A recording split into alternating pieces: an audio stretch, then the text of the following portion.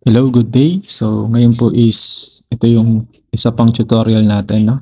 Paano gamitin yung system. So, ito po, ang ating SF2. So, first thing first is, punta po tayo dito sa ating student list. Then, ilalagay po natin yung ating mga estudyante, no?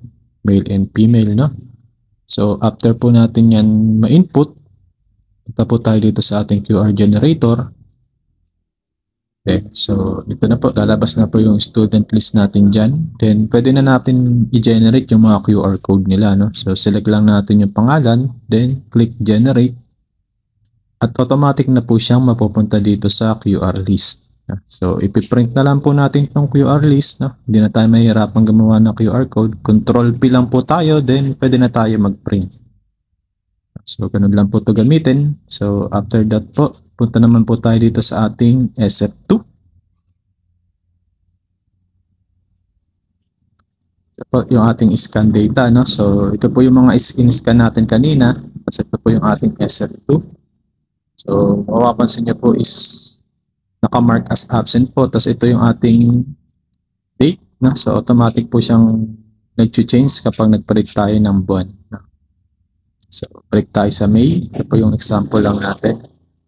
Automatic po magpapalit yung date kapag nagpalit tayo ng month. So, ito po yung ating SF2. So, naka-expose siya kasi ang inaano natin is yung present. No? So, kapag nag-scan tayo, automatic, mawawala yung X. No? Mapapalitan siya. So, ito po yan. No? So, meron din po tayo ditong half day. So, mati-check natin kapag may half day yung estudyante natin. No? So, pag absent naman is nakamark as X siya. Pag present, blank. So, punta naman tayo dito na paano pag may half day. So, punta lang tayo dito. Tapos, input lang natin sa tapat ng date, yung half day niya. Lagyan lang natin ng yes. So, kapag nag-input tayo ng yes, magkakaroon siya ng slash. Yun. Ibig sabihin po niyan is half day po yung student natin. So, magiging 0.5 siya. Di buo. 0.5 ang computation niya. So, 1.5 present, ay 0.5 present and 0.5 absent. So, ito pa po yung isa. So,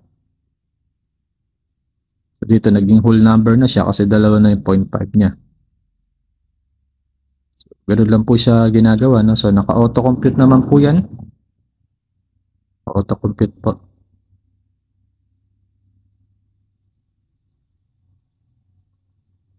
So, dito rin po sa summary. So, ang i-input lang po natin dyan ay ito.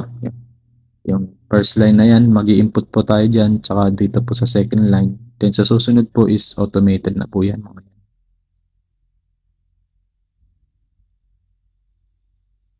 Dito rin po sa dropout, kayo din po mag-i-input dyan. Transfer out, transfer in. Then, kapag tapos na yung buwan natin, no? So, i-save na natin siya as summary, no? So, check natin. Example is June. Tapos na yung June natin. So, i-save natin siya as summary, no? Para madali nating balikan. So, punta lang tayo dito sa baba, sa pinakababa para ma-save natin yung file. Click natin tong save. Ito po. Okay, may magpa-pop out po dyan. Ayun po. Sabihin po niya, na-save na po sa summary natin. So, summary na po to, no? Yung isa-save niya. So, ito na po yung summary ng ating June. Lagay na dyan yung male at saka yung female. Para madali po tayo mag-record. Ito po yung isang sample. Try naman natin sa July. Ito po gagawin natin to kapag tapos na yung buwan. Pag final na yung month natin. So, save ulit natin. Okay, automatic siya masisave sa ating summary.